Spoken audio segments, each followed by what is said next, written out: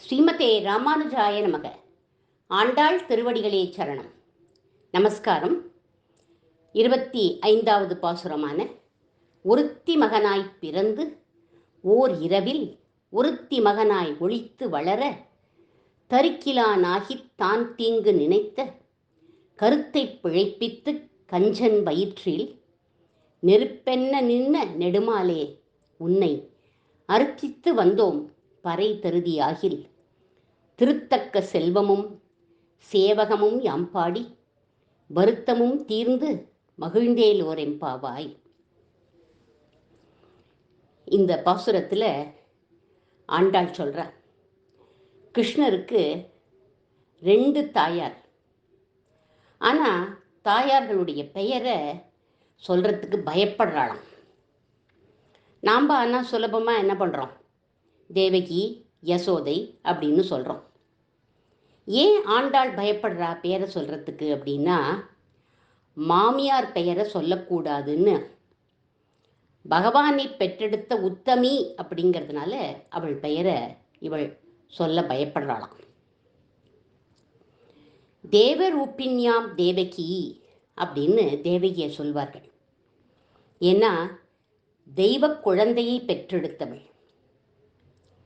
மாரி மலை முழஞ்சிலில் இருந்து இங்கு எழுந்துருள வேண்டும் அப்படின்னு சொன்னா ஆண்டாள்.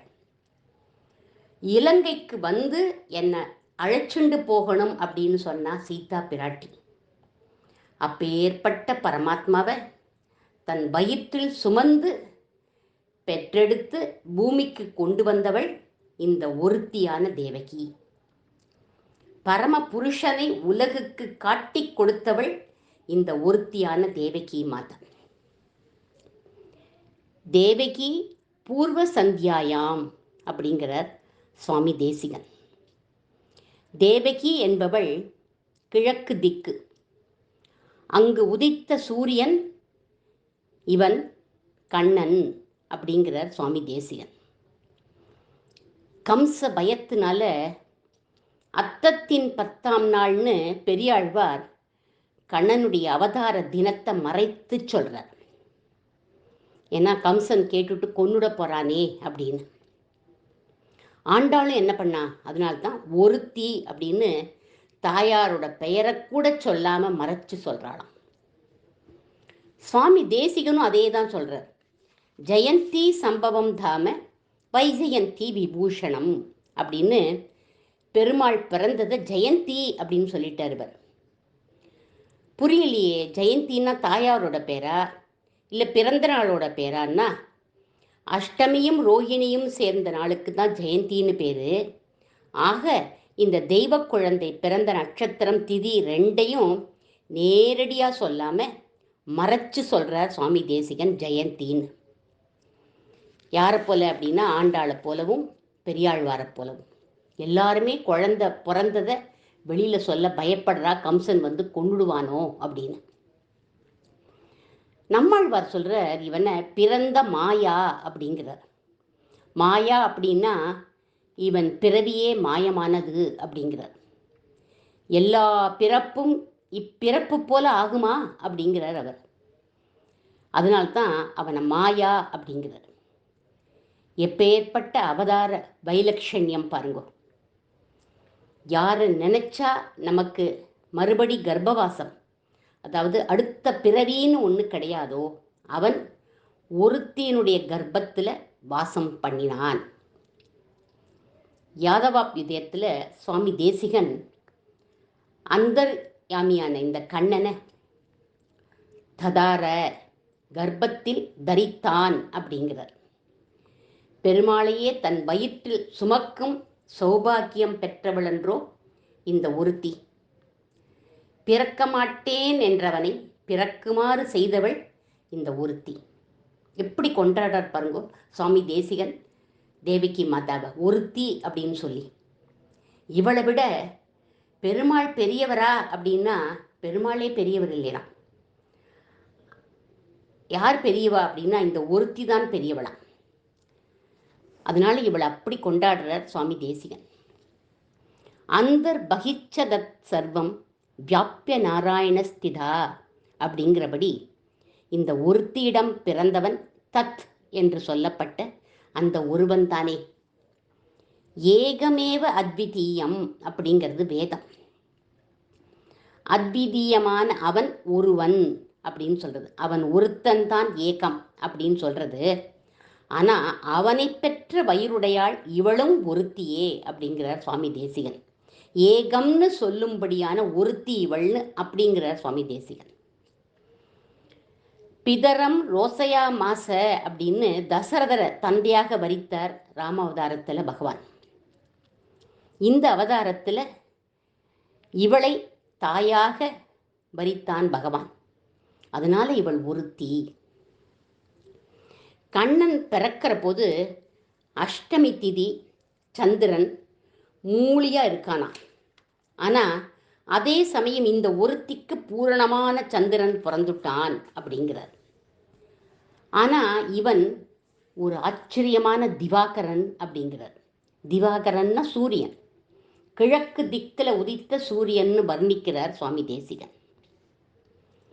சூரிய வம்சத்தில் ஒரு சந்திரன் பிறந்தான், தோன்றினான். யார் அந்த சந்திரன்? ராமச்சந்திரன். இவனோ சந்திர வம்சத்தில் தோன்றிய சூரியன் அப்படின்னு அனுபவிக்கிறார் சுவாமி தேசிகன். தேவகிய ஏன் ஒருத்தி அப்படின்னு சொல்றோம் அப்படின்னா, அந்த ஏகமேவ அத்விதீயம்னு அவன் ஒருவனே, அந்த பிரம்மம் ஒருவனே தெய்வம் இல்லையா, அந்த தெய்வம் தனக்கு குழந்தையா வரணும்னு தபஸ் பண்ணினார்கள். மனைவி, கணவனும் மனைவியும் இவளுடைய தபஸுக்கு சந்தோஷப்பட்டு மெச்சி 3 தடவை நானே உங்களுக்கு குழந்தையாக பிறப்பேன் அப்படின்னு சொன்னானா அந்த பிரம்மம், அந்த பகவான். முதல் முறை பிருஸ்னி கர்ப்பனா பிறந்தார். சுதபஸ் பிருஸ்னி 2 பேருக்கும் பிருஸ்னி கர்ப்பனாக பிறந்துட்டார். அப்போ என்ன பண்ணினார் அப்படின்னா, சாஸ்திரங்கள் எல்லாம் நிலைப்படுத்தினாராம். அடுத்த தடவை கஷ்யபர் அதிதி அவா 2 பேருக்கும் குழந்தையா பிறந்துட்டார். வாமனனா பிறந்த வாமன அவதாரம் பற்றி உங்களுக்கெல்லாம் நல்லா தெரியும். 3வது முறை தேவகி வசுதேவருக்கு கண்ணனாக பிறந்தார். அதனால இந்த தேவகி ஒருத்தி அப்படின்னு சொல்றோம் இந்த தேவகியை. ஏன்னா பிரம்மத்தையே பெற்றெடுத்த வழிவள் இந்த தேவகி. ஒப்பற்றவள் இவளுடைய குணத்தினால அப்படின்னு சொல்லப்படுறது. என்ன குணம் அப்படின்னா, 6 குழந்தைகளை பறி கொடுத்தா சிறையில். கம்சன் 6 குழந்தைகளையும் கல்லில் மோதி கொலை பண்ணினான். துளி கூட அழலை, அவன்கிட்ட கெஞ்சவும் இல்லை. 7வது குழந்தை பலராமர் ரோஹிணியுடைய கர்ப்பத்துக்கு டிரான்ஸ்ஃபர் ஆயிடுது. 8வதா கண்ணபிரான் பிறந்தார். அவன் யசோதை கிட்ட போயிட்டான். அங்கேருந்து ஒரு பெண் குழந்தைய எடுத்துட்டு வரார். அவளை கொல்றதுக்கு வரான் கம்சன். அந்த சமயம்தான் கம்சனுடைய காலை பிடிச்சுண்டு கெஞ்சி அழறா தேவகி. 6 குழந்தைகளை கொல்ற போது அழவே இல்லை, கெஞ்சவும் இல்லை. ஆனால் இப்போ சொல்கிறா, அண்ணா இவளை கொல்லாத, இவள் யாரு? பொன் குழந்தை. பொன் குழந்தை வந்து உன்னை கொல்லுமா? இவள் உன் வீட்டு மருமகள்ப்பா, உன்னோட வீட்டுக்கு வந்து விளக்கேற்ற போறவள்ப்பா, இவளை கொல்லாத அப்படின்னு அவன் காலை பிடிச்சிட்டு கெஞ்சறா. அப்படி அத்தனை சொல்லியும் அவன் கொன்னுட்டான். கொல்லலை, அதுதான் மாயாவா போயிடுத்து. உன்னை கொல்றதுக்கு ஒத்தன் பிறந்தாச்சு அப்படின்னு சொல்லிட்டு. ஏன் அவன் காலை பிடிச்சின்னு கெஞ்சறா அப்படின்னா, இன்னொருத்தருடைய குழந்தைய தனக்காக பலி கொடுக்க கூடாதுங்கிற ஒரு பெருந்தன்மை இவகிட்ட. இந்த குணம் இருந்ததுனால தான் இவள் ஒப்பற்றவள், இவள் ஒருத்தி அப்படின்னு சொல்லப்படுறது. 8வது கர்ப்பமான பகவான தேவகி வயிற்றுக்குள்ள தரிச்சுட்டு இருக்கிற போது அவளுடைய கலர் எப்படி ஆயிடுத்தான், யாதவாபியுதயத்தில் தேசிகன் சொல்ற சில்வர் கலராக ஆயிடுத்தான். ஏன் அப்படின்னா, பெருமாள் பயத்தில் கருப்பாக இருக்கார். அவருடைய திருமார்பில் மகாலட்சுமி தாயார் இருக்கா, அவள் கோல்டன் கலர். அவளுடைய தாயாருடைய திருவடி எப்படி தெரியுமா இருக்கு? சிகப்பாக இருக்கான். இந்த 3 கலந்து போயிடுத்துன்னா அவ சில்வர் கலரில் ஆயிட்டான்னு. நீங்கள் கூட இந்த 3 கலரையும் எடுத்து கலர் பென்சில் எடுத்து தேய்ச்சி பாருங்க, உங்களுக்கு சில்வர் கலர் கிடைக்கும். அந்த சமயம் தேவகி ரொம்ப சந்தோஷமாக இருந்தாளாம். அப்படியே மேலே பறக்கிற மாதிரி இருக்கே அப்படின்னு வசுதேவர்கிட்ட சொல்லுவாளாம். ஏன் அப்படின்னா, கருடன் பெருமாளுக்கு கைங்கரியம் பண்ண ஆரம்பிச்சு விட்டார். அதே மாதிரி படுத்துப்பா, வெறும் தர தானே, கட்டாந்தர தானே, பாவம் படுத்துக்கிறா. ஆனால் கொலன்னு வாட்டர் பெட்டில் படுத்துக்கிறது மாதிரி இருந்துதான். ஏன்? ஆதிசேஷன் கைங்கரியம் பண்ண ஆரம்பிச்சு விட்டார். எப்படி பிறந்தார் பகவான்? 4 கைகள், சங்கு சக்கரத்தோட பிறந்துட்டார். ஒரே இருட்டு. குழந்தை பிறந்துடுத்தான்னு கூட அவளுக்கு தெரியல. 32 பற்கள் அப்படியே தெரிய குழந்தை சிரிச்சானா. அந்த வெளிச்சத்தில், அந்த பற்களுடைய வெளிச்சத்தில் குழந்தைய பார்த்துட்டாளாம் தேவகி. உடனே குழந்தைகிட்ட சொல்கிறா, சங்கு சக்கரத்தை மறைச்சிக்கோப்பா, சாதாரண குழந்தை மாதிரி ஆயிடு, ஏன்னா கம்சன் வந்து உன்னை கொன்னுடுவான் அப்படின்னு சொன்னதை உடனே கேட்டான் கண்ணன். எல்லாத்தையும் மறைச்சுண்டுட்டான். இதை ராம அவதாரத்தில் ராமர் நினச்சிக்கிறார்.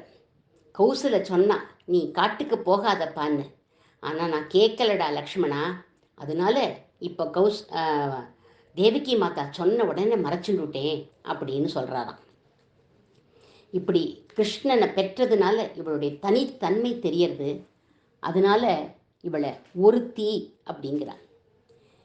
தேவகியோட தனித்தன்மை, யூனிக் கேரக்டரை பார்த்தோம். அடுத்த வாரம் இந்த பாசுரத்தினுடைய அர்த்தத்தை அனுபவிக்கலாம். ஆண்டாள் திருவடிகளே சரணம்.